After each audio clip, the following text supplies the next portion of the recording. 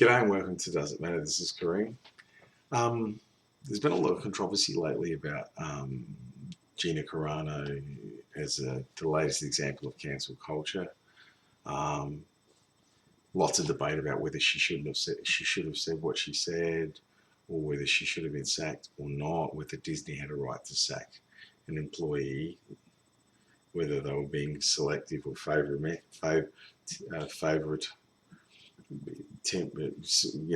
Pedro Pascal makes it almost exactly the same analogy to do with another group, the Hitlerian analogy, Holocaust analogy, and he is uncensored at all by Disney.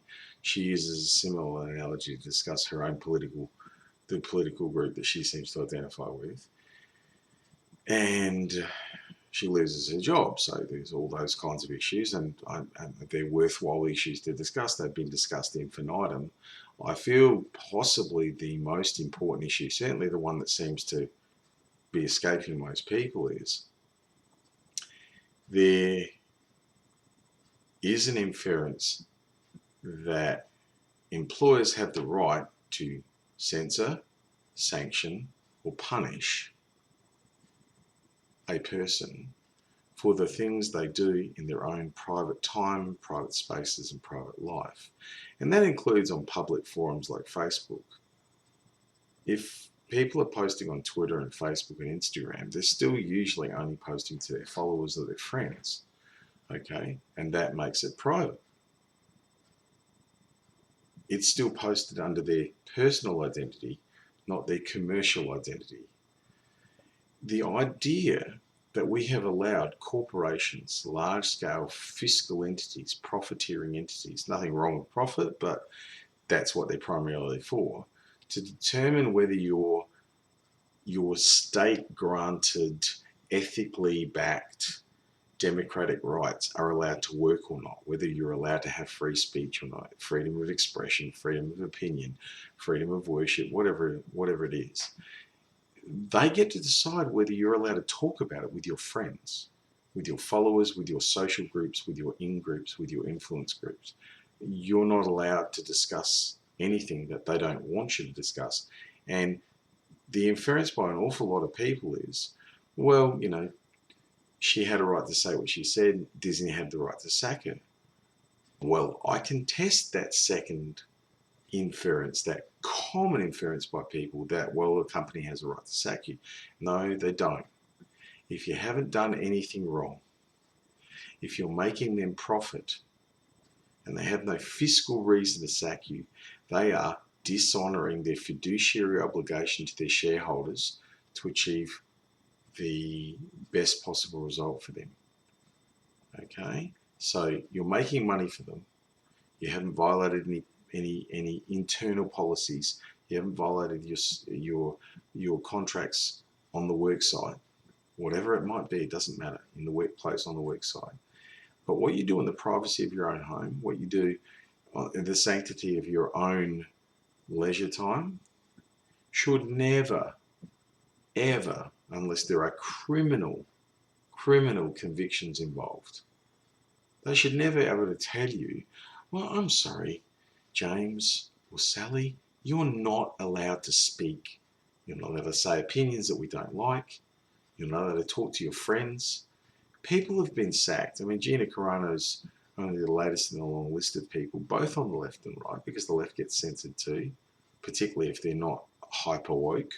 They will find themselves very quickly being eaten alive by their own peers. I've experienced this as a centre-left person.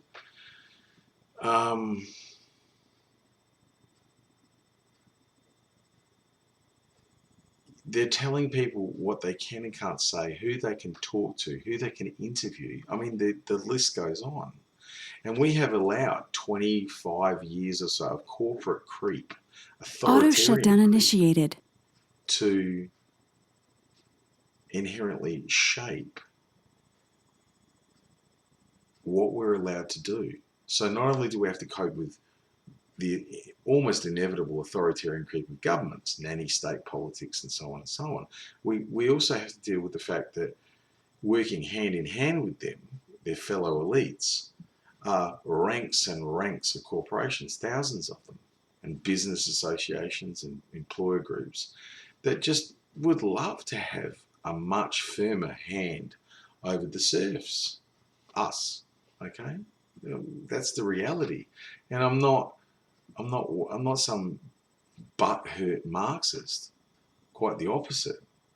But I'm also not naive enough to believe that the free market is an answer to everything.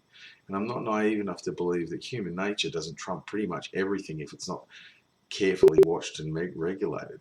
And the reality is that in the process of making profit or enforcing order, whoever's idea of profit or order is being projected,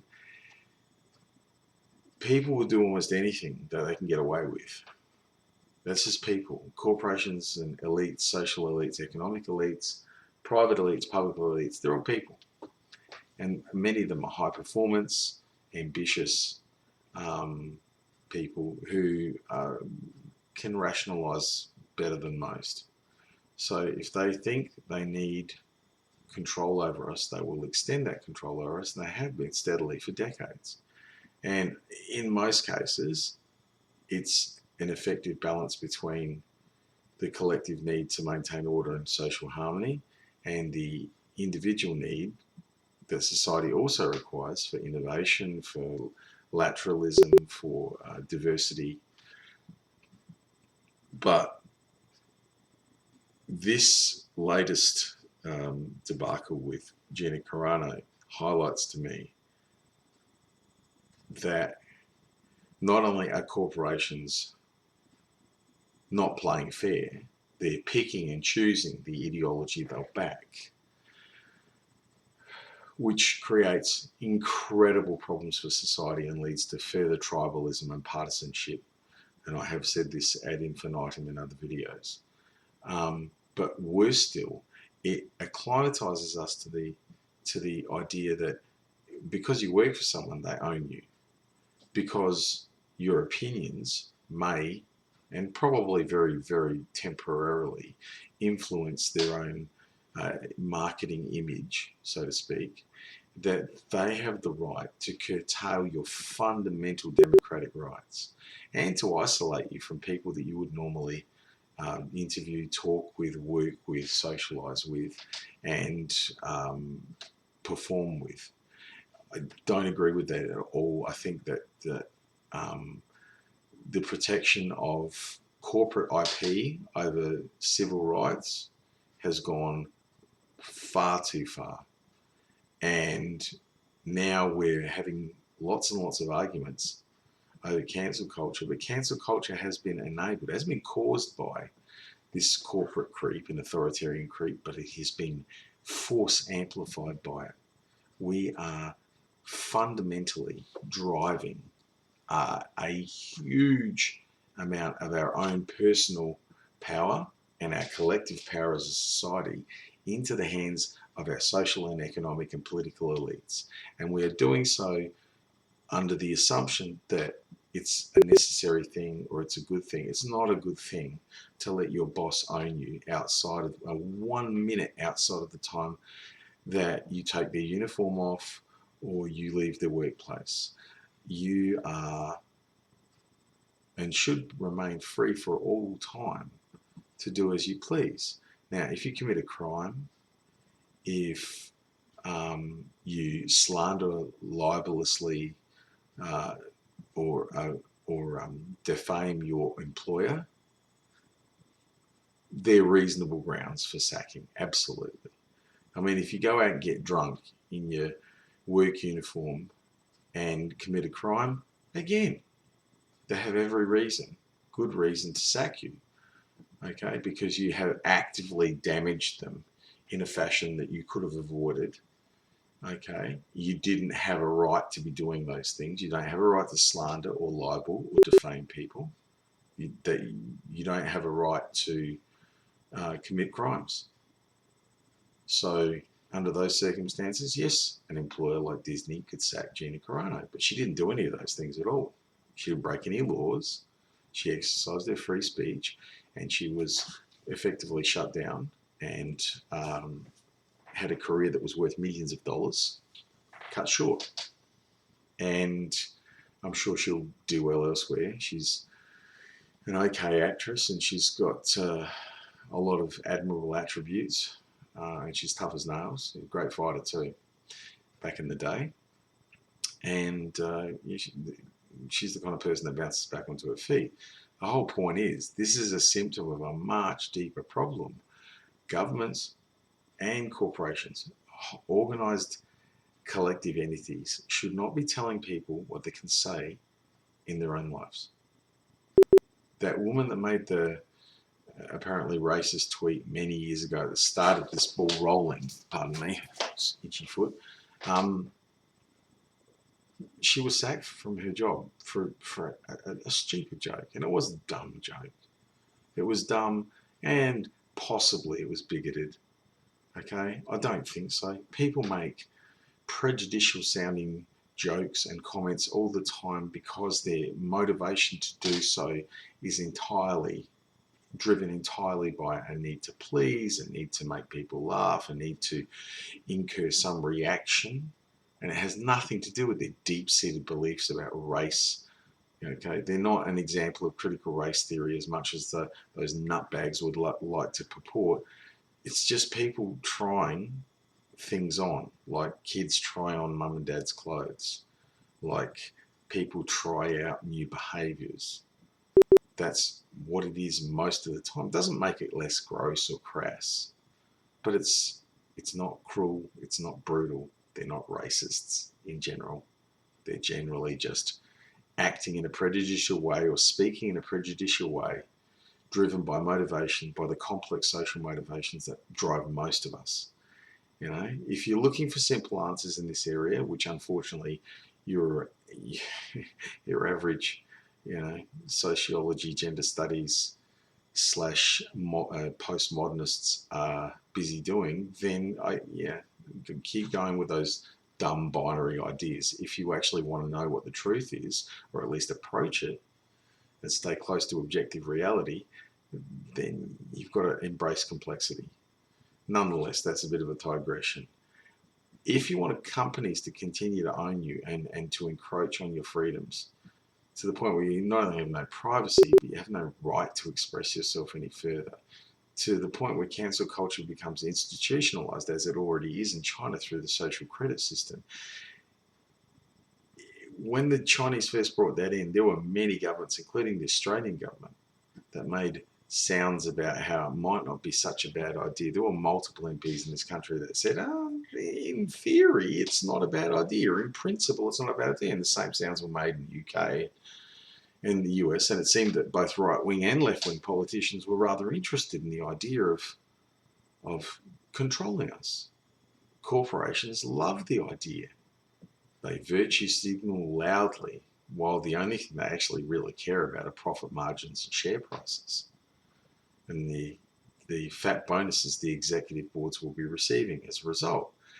That's all they care about. They don't care about ethics. They don't care. Disney showed that with its complete disregard of the Uyghur genocides going on in China, while they engage with Tencent and other Chinese companies for lots of cha-ching. They're not the only ones. There's plenty of them. But it reveals the true colours of most big tech. It reveals the true colours of most big corporations, full stop. They don't care about us in general, except as functions or mediaries for profit. And they don't care about our ethics. They will use them against us. They will use our ethics against us. They will use our own morality against us to silence us and shut us down. The reality is people are always going to say offensive things because someone is always offended by someone else. As I've said in previous video, people need to drink some concrete. They really do. Everyone needs to grow up. I do often feel like we've become Powering off. man and woman babies. Thin-skinned, vacuous fools. And I'd like to be wrong about that. It doesn't seem to be the case though. It's just way too common. So when you're hearing all this argument about cancel culture and the latest victims of it, just remember, behind all of it is a power struggle between most of us, the masses of us, and political and corporate power. A battle for them to manipulate in order to achieve their political or profit-driven agendas. And between us, while we're divided and generally conquered by being split into these conflicting groups, but underlying it all is, does your employer, do people who have lots of money and give you some of it, usually an inadequate amount, for if you're working class anyway, for your labour and your expertise, do they have the right to tell you how to speak outside of work? Do they have the right to tell you who to speak to? Do they have the right? Of course they don't. They actually don't. But our political elites have increasingly allowed them to, given them increasing latitude to Downton Abbey the rest of us. I mean, really, honestly, it's a 19th century bully boy, robber baron tactic. You know, shut up and do as you're told. Don't complain. We're giving you lots of money, or in some cases, we're not giving you much money at all. But if you don't want to go home and starve on the dole for $40 a day, do as you're told. It's extortion. It's blackmail, and it fundamentally undercuts. It kicks the legs out of democracy, kicks the legs out of individual freedom, and it kicks the legs out of collective freedom as well, because the two are linked. So keep an eye on all of this stuff. It's not just about what they're talking about. Underneath it is a fundamental cultural battle. And the culture battle isn't right versus left. That's what people think. No, it's not. It's the empowered versus those of us who are not empowered. But there's lots of us. It's between the qualitatively powerful and the quantitative, the rest of us. And we need to make absolutely sure that we understand that the people who are doing this don't care about collectivism or individualism. They don't give a shit about any of that. You know what they care about? Again, cha-ching, cha-ching, cha-ching, and social order. They have agendas, whether they be political ones and to do with social order or feathering their own nests, because a hell of a lot of them are corrupt public servants, but also to meet their shareholders, which they have to do, meet their shareholders' best interests, and get those big bonus checks rolling in. Again, I don't care. I don't care if they make profit. What I don't want them to do in the process of making that profit is turning us all into feudal serfs, afraid to speak, afraid to be honest, afraid to debate, afraid to argue with one another. The core of democracy is robust conversations, not violence, not ad hominem attacks, not stupid, childish schoolboy, schoolgirl pranks, but robust adult conversations about serious issues. And if we can't have them, we can't do the hard conversations over and over again forever, then we're not living in a democracy at all. We're living in something that increasingly is going to be an ugly and sad place to live in. Let's not do that. Cheers.